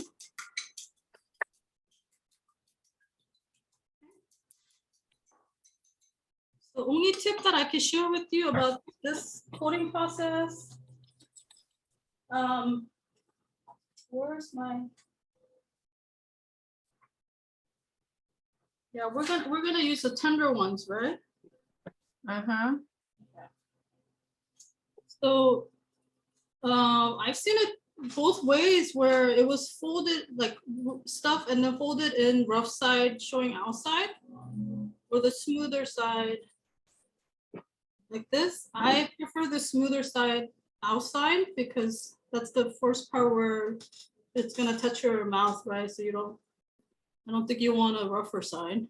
I think it's because it naturally folds this way. So maybe that's why people do it that way. So it's up to, it's fine either way. The only tip that I want to make sure I give it to you is that you want to coat with flour on the inside for sure, because that's how the filling stays together. Because I don't know if you ever experienced like when you have stuffed chun, like the fillings all come out. So yeah, the coating with the flour on the inside will help it to sort of stay intact. So, hey, hold it. Let's see.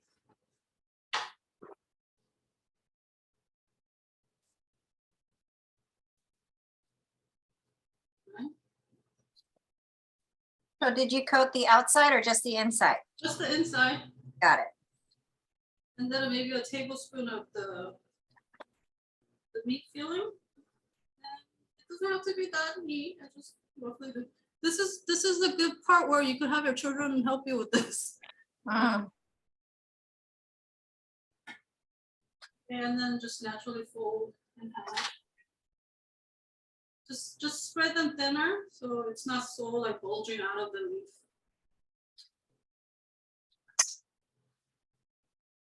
It's almost like mandu, right? Yeah. Yeah, so the edges are kind of, make sure the edges are, you don't really need like any water or anything because, and then you want to coat the outside lightly with flour. Just be light like that.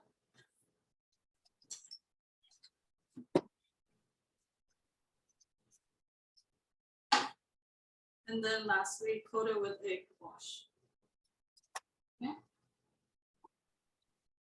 And then it goes on a pan. So I'm gonna go ahead and bring my pan up to heat with some oil. I'm using grapeseed oil, but you can use extra virgin olive oil, canola oil.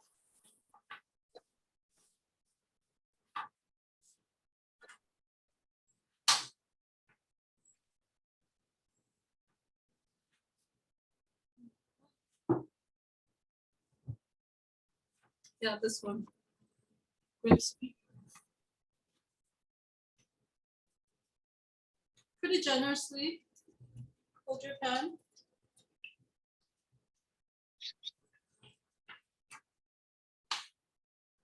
Yeah, and then keep making it. I mean, I prefer to make some batches before putting it on the heat, because then you'll be like pressure to like not burn it. So Right. So maybe make like 10 to 12. Yeah. 5 to 10 first, assemble them, and then Yeah, we'll put it on heat. yeah, and then you'll do the egg batter and heat, right? Okay. Yep. So while we are doing that, we can share if you guys want to share.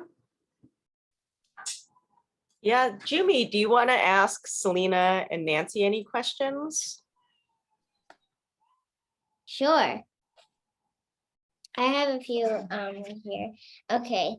My first question is, when was your first time eating perilla or kkaennip? Wow. Oh my gosh, I don't know. I was such a young kid, but I knew I really loved it. And my favorite way of eating it was Kkaennip.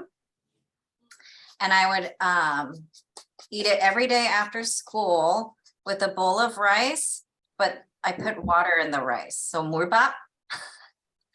So I'd have murbap and then put perilla leaf on top and then eat it. And that was my after school meal because I had to have a meal after school. Nice. That sounds pretty good. Yeah. Okay. What's the first memory of eating perilla? First memory. We're old people, so we're not memory. Yeah. Got your memory, Selina. This one's you. First memory, oh my goodness. Well, my grandmother from my mother's side lived in sort of like a countryside in Korea, more south of Seoul. And we would go visit them, once in a while. And, she would grow all these like Korean vegetable, like just outside of her house, right? Like just a front yard. And she made us pick them so that she could make Jangajji like the ones we made today. And then of course, like what you have loved eating, which is to wrap the Assam, you know, with like grilled meat and samjang and all that. So I think that's kind of like the very first memory. And I don't remember being resistant to it. I mean, I think I loved it from the very, very first time. That's like me. I love Kkaennip. Aw. Okay. For some people who don't know what Assam is, can you kind of explain what is Assam? A Sam? Yeah. Ah, Selena, you do this one too. I eat it a lot. So sam is literally the translation for sam is wrap, right? So we use fresh lettuce, kkaennip, all these greens to wrap our barbecue meat and rice and samjang and all that, and then just eat it in one bite. So it's kind of like fresh taco, but without the tortilla. Everything's kind of wrapped, and the point is you don't bite into it, you put the whole thing in your mouth. So you need to be pretty strategic about how big you want to make it. Okay. Can you tell us, for some of the people who don't cook with perilla or Kkaennip that often, can you tell us one of your favorite ways to cook with it? Oh, Kkaennip Jim for sure. That, and I do like the Jangajji, the pickled, but Kkaennip Jim just because you could eat it right away, and it's just so salty and good. And what did they? You know, you can eat it with a ton of rice, which I love rice. I don't think it's great for you to love rice, but I eat a ton of rice, and I think they call it todok, right? Pap todok. Pap todok, rice thief. Rice thief. Mhm. Because Kkaennip, you can eat so much rice with one leaf of Kkaennip. Yeah. What's your favorite? Yeah, I recently discovered my favorite combination, eating kkaennip with the spicy squid or calamari stir fry. So instead of using a big old lettuce wrap, I just use kkaennip to wrap the spicy squid, like stir fried spicy squid and rice, and like perfect bite. Yeah. Oh, that sounds really good. That's all the questions I have for now. Thank you for answering them. Thank you. Thank you. Thank you, Djumi. And someone said rice thief is the cutest nickname, and that definitely is very true. And I think a lot of the sentiment expressed, like I think what Hannah and Ginny captured in the interviews for Ssi Ya Gi and some interviews that we've done is a lot of people, you know, there's a notion that like your grandma or someone would tell you like all you really need in life is rice and kkaennip, just because it is that kind of perfect meal. And just to kind of back that up with some of those nutrition points, you know, like I think it is just really true in terms of just like satiating yourself. And something like perilla, you know, has so much iron. So when we think of like all those dark leafy greens that we're more accustomed to eating, like larger quantities of, like I think a lot of people, especially kind of in the West, tend to think of herbs as more of something you use as a garnish. And I think, you know, what I love about kkaennip is like you really just can eat a whole plate of it. Like Djumi has a bowl and it's just snacking on the leaves, and just wrapping that simply with rice, you know, actually is quite substantive in terms of just providing a lot of minerals and nutrients, in addition to just kind of the filling nature of the rice. Mhm. I have actually one more question. Okay. Nancy, as you mentioned, after school you used to eat mulpap. What's the difference between mulpap and juk? Oh, so juk is a porridge that you cook for a long time till the rice gets like, I would say mushy, kind of like oatmeal, you know. And mulpap, it's just already cooked rice, and then you just add water to it. That's it. Or sometimes I would have added poricha. I don't know if you've ever had poricha. It's like a Korean barley tea. And then I would just add poricha to my already cooked rice and then just eat. I don't know. Selena, did you ever do that? Oh yeah. Okay. So I love eating poricha pop with like pickled cucumber. So yeah, Jangajji or oiji. Gosh, we have a lot of workshops to do. Like oiji is like one of my favorite things. Nancy really likes janji. I love janji. Yeah. Like a straight up salt. I guess the water helps cut the salt, but yeah, but it's like so good, right? And you only eat a little bit at a time, and it's really good with like the murbab or even chuk. Yeah. Yeah, even chuk. You know, it's kind of like Korean cereal.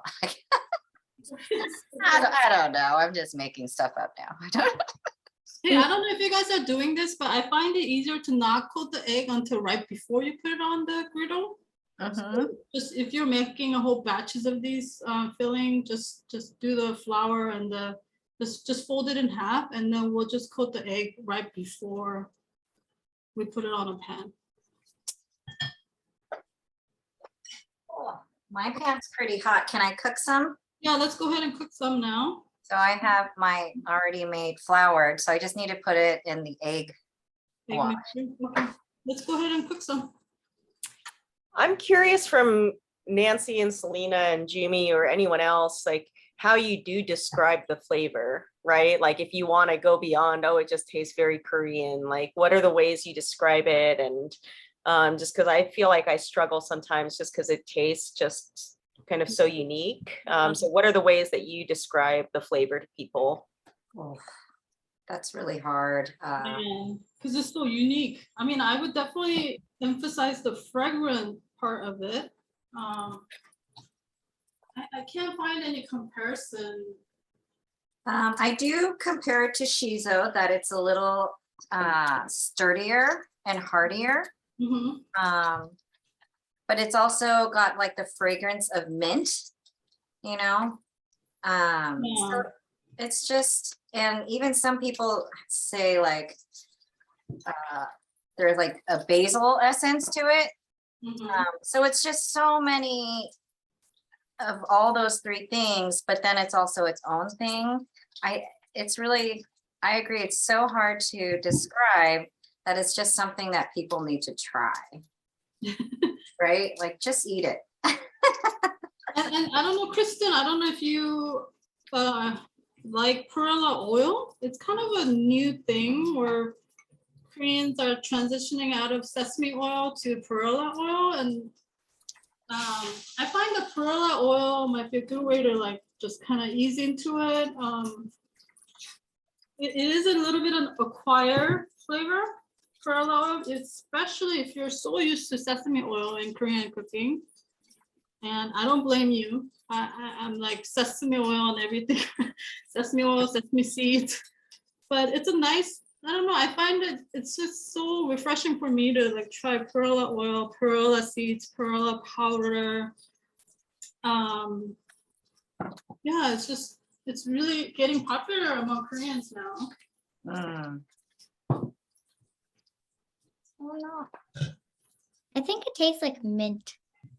Yeah, right. I think they're like distant cousins, aren't they? Yeah, also like kind of jasmine. I don't know what jasmine tastes like, but smells kind of like jasmine. Yeah, it's very floral. I have to do a test. Yeah, it smells jasmine-y and minty, and it tastes definitely minty. Selena makes a pesto, which I'm going to try next week. Ooh. Yeah, Kkaennip pesto with pine nuts, Parmesan cheese, olive oil, salt. Doesn't that sound good? Yeah. It's good, like pasta, salad, like, oh my gosh. There's another way to process a lot of kkaennip, like pesto. Yeah. So I'm using like medium to low heat because I want the ground beef to cook all the way. And I'm kind of like, when I flip them, I'm pressing it down a little bit. Another note is that the perilla oil is actually, the seed itself is one of the highest like plant-based sources of omega-3s and kind of linoleic acid. And so just in terms of just any type of seed oil, if you're looking for that kind of great omega boost, especially if you don't eat meat or fish, it's just a good way to kind of supplement a lot of those fatty acid chains to your diet. And yeah, for us, like when we save the seeds, like you can screen them twice through different size screens, and then the slightly smaller seeds we'll always set aside and kind of press those or grind it up. I'm seeing some really good recipes being dropped in the chat for using the dulce, so just using the perilla seeds, which you could toast and grind, yeah, and use in much the same way as sesame seeds. In terms of the high smoke point, yeah, it should be used more as a dressing than like a frying oil. And then, yeah, you could add just the toasted seeds to your rice when you're steaming it. And interestingly enough, it's like, you know, perilla has been cultivated in Korea for much longer than the introduction of sesame. And sesame, you know, is called chamke. And then dulce, like wild sesame. And so it's just interesting too, a lot of people end up getting it confused just because there is sort of like in the translation, like a root that's similar, but they're not actually related, sesame and perilla, even though just in terms of just like their names, they get kind of conflated together. Yes, and I think perilla oil should be refrigerated.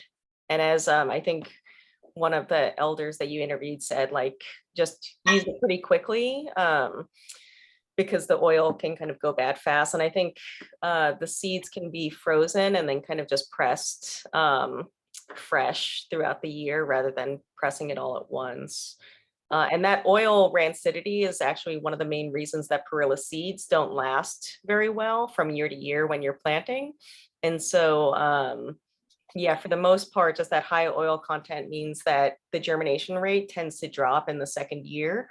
So it's something to know too, in terms of just really needing to harvest fresh seed from year to year just to get the best results when growing them. And if you do want to store them, you should store them the same way you do coffee or something of that nature, just something that also has a high oil content. And so you can keep them in clay jars, like in a evenly cool and dark space, or you can seal them into like if you have a food vacuum sealer, vacuum sealing them is really good to just stop all respiration. And in a pinch, you can freeze them, which is I think how a lot of commercial seed companies do it. But at a home scale, the freezing and thawing tends to degrade a little bit of the cellular integrity of like the embryo itself. So we don't really recommend that compared to just, you know, removing all the oxygen. Does anyone have any questions just in terms of growing them too? Something else that's come up actually through like a bunch of messages and even a little kind of a thread from what Selina was talking about and what some of the elders talked about with Ssi Ya Gi about the tenderness. And I think, you know, it's interesting because that was one main thing, like, especially where I am in the Central Valley, it's like the heat and light intensity just makes the leaves like a lot sturdier, shall we say, than I think the ones that you receive at the grocery store.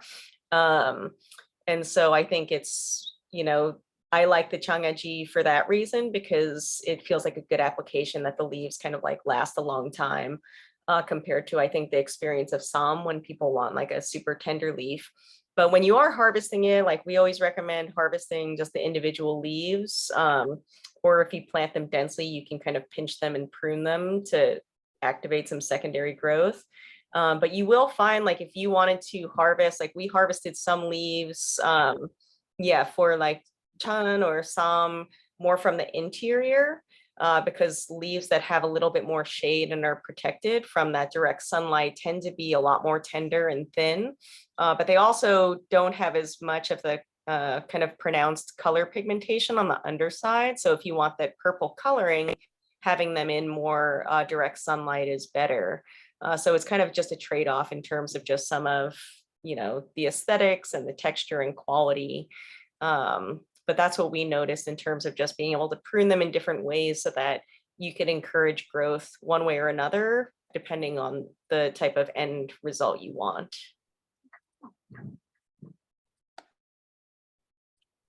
I have a question about what is the oil base used for perilla oil? Because the farm, just perilla thrives, Kkaennip thrives on our farm. So I want to make perilla oil. I've never made it before. Is there a recipe that is in the cookbook possibly, or? Well, you Kristyn, I can harvest have- the seeds. So when it comes to seed saving time, Okay, you would just harvest all the seeds, thresh them the same way you would when you're saving the seed. And then you could use any small expeller press. So you want like a cold expeller press. So similar to what you would use for sesame oil, and you can get a pretty small tabletop one for pretty cheap. And then I think there's a lot of technique in terms of how it is treated beforehand, like the roasting and not too high of a temperature to not degrade the oil. So a lot of that, I think, is a finesse that will take probably a long time to get the hang of. But really all you're doing is pressing the oil from the seed itself. So if you just get the right tool, you'll be able to do that. maybe I should ask Mina at Shiku LA. I think they've made some oil in the past. Oh yeah, you should definitely ask them. That'd be a good collaboration. Thanks, Kristyn. Thanks, everybody, actually. Are people cooking their Kkaennip-chan? Yes. I don't know if you guys like the longer way, like the half fold. There's another way to fold, which is like a triangle. Usually when I make this stuffed chun, I do two other stuffed chun, like the chili pepper and the mushroom. So want the shape to all turn out different a little bit. So another way is just doing a triangle fold. I'm sorry, I've been having trouble with my connection tonight, so if this was covered, I apologize. But how long can you expect perilla oil to last in the refrigerator?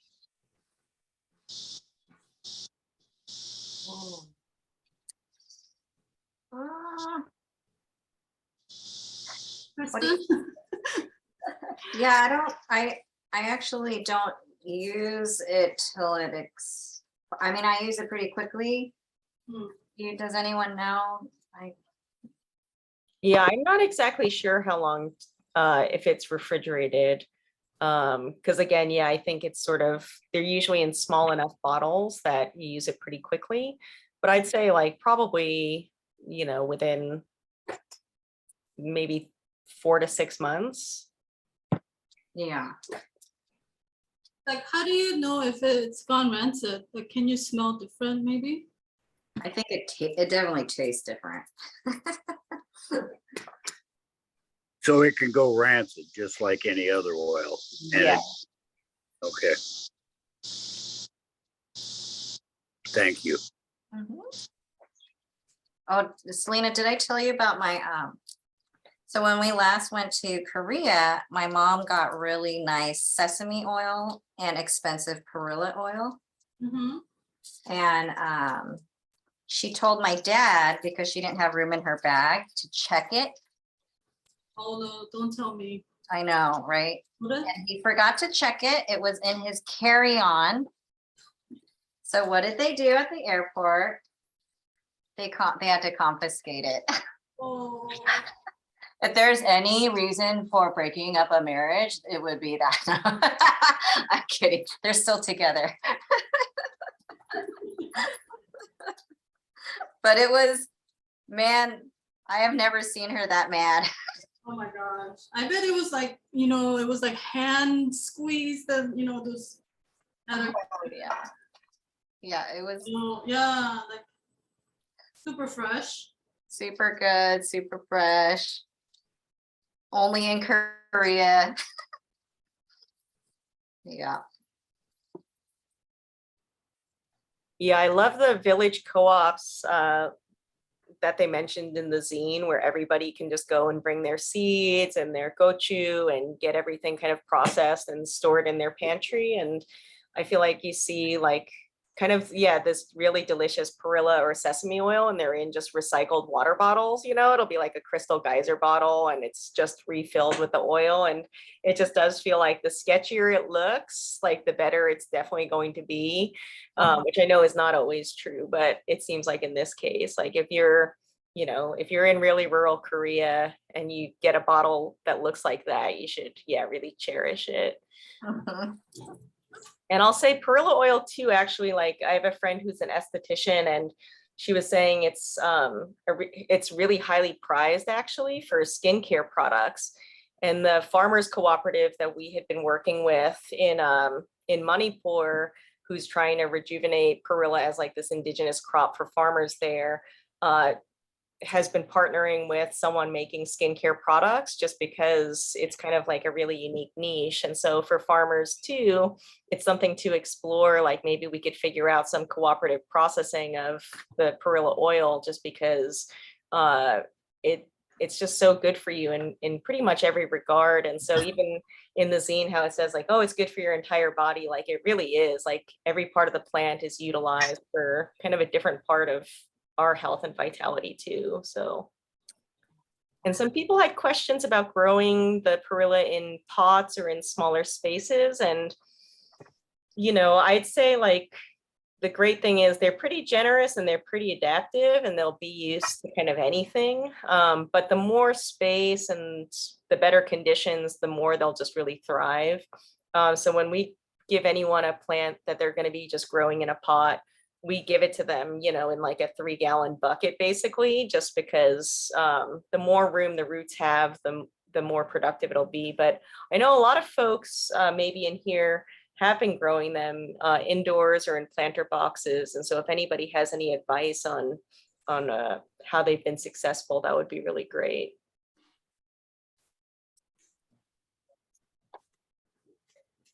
And fertilizing Kkaennip when you are growing it in the ground, you know, the great thing is I think if you have a reasonably good like crop rotation, good just basic soil organic matter, you really don't need any fertilizer. Like we don't even amend our soil with compost. The Kkaennip is like really, you know, super vigorous. And we put it in a rotation that has like corn and soybeans and chame. So every 5 years it returns to the same place. But in that rotation, everything kind of relays nutrients to each other. And so then you're able to grow it with just zero input. And then in terms of companion planting, yeah, maybe other folks have recommendations. Like for us, we don't do a ton of intercropping. Like we'll grow our cosmos by them just because they also grow really nice and vigorous and they just sort of look nice together. And yeah, so fertilizing, it's very, very minimal. I'd say if anything, as they approach flowering and making seeds, we'll make like a basic tea that just has some comfrey that's been fermented, some mugwort, and then kelp. Like we just harvest kelp every winter and then we dry it and use it. And that little bit of foliar feed, if nothing else, just one time a year, will definitely kind of get it over any hump or a slump that it may experience and get you through to seeds. Awesome. Kristyn, we're a few minutes past the hour, but I think any good cooking class should always end with the mukbang. So I'm ready to try the Kkaennip chicken. So I made a little, like really simple dip. So soy sauce, brown rice vinegar, which we all had in the Jangajji, right? The brown rice vinegar, a little bit of gochugaru, the chili pepper flakes or powder, and then sesame seeds. If you have perilla powder or seeds, you could add that for extra touch. So here we go. I'm gonna try one.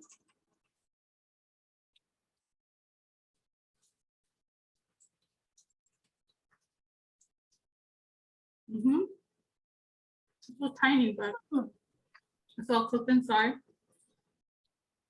Oh. So yeah, thank you guys for, cooking along or watch along. I hope that was fun. Well, thank you for eating on camera and showing us your reaction. Djumi's going to close us out. So take it away, Djumi.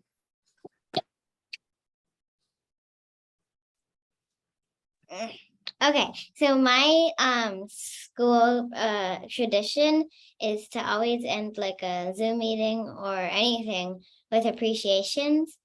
So I think we should do that right now.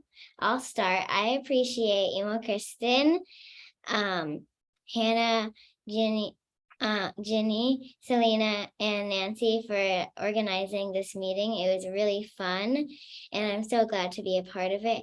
I also want to appreciate the whole audience for cooking along and being respectful. Okay, you can just open. Well, I want to appreciate Djumi, who is a very tireless sort of seed steward just in the rest of her life, and Arjuna for all the support that he gives, and just for being such a good, thoughtful co-host, and for all your really insightful questions, and for being willing to share about your love of Kkaennip. Yeah, Djumi has created like quite a body of work that really helps illuminate the joys of Kkaennip.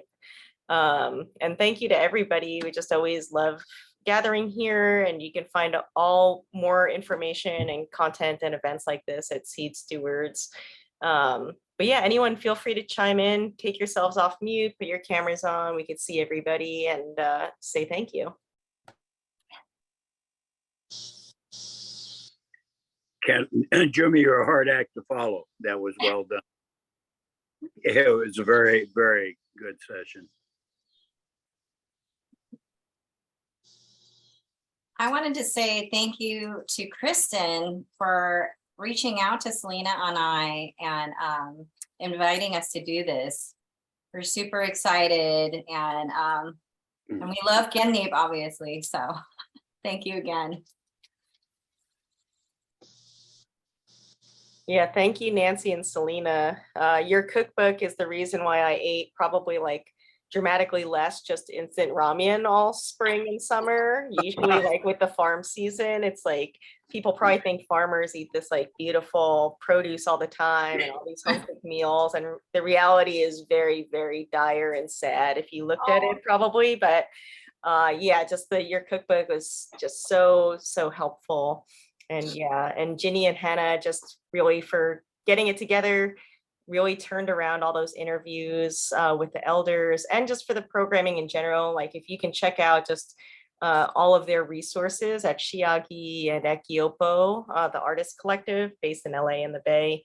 Yeah, just really inspiring things. And Jane from Goody Farm also supplied a ton of Kkaennip for both their event at Cultiva and for this. And all the farmers just banded together, and we all schemed and talked about just this event. So hopefully if you were sourcing Kkaennip for this, you've got the start of a very long, beautiful friendship with an amazing farmer in your region.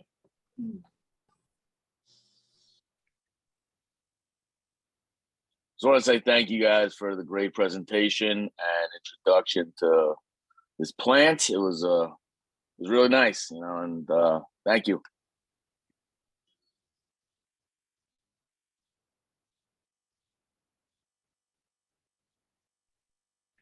I'm looking at all of you and it's so nice. And I know you all probably have lots of things you want to do with your Sunday, but it's like, no one wants to part ways. It's like, everyone can take themselves off mute and we can all yell, Kkaennip at the same time and log out.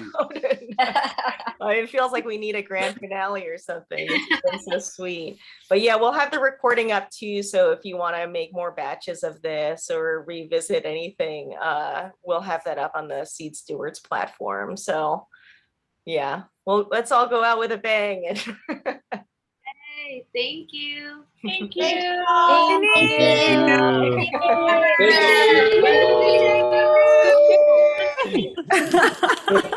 you.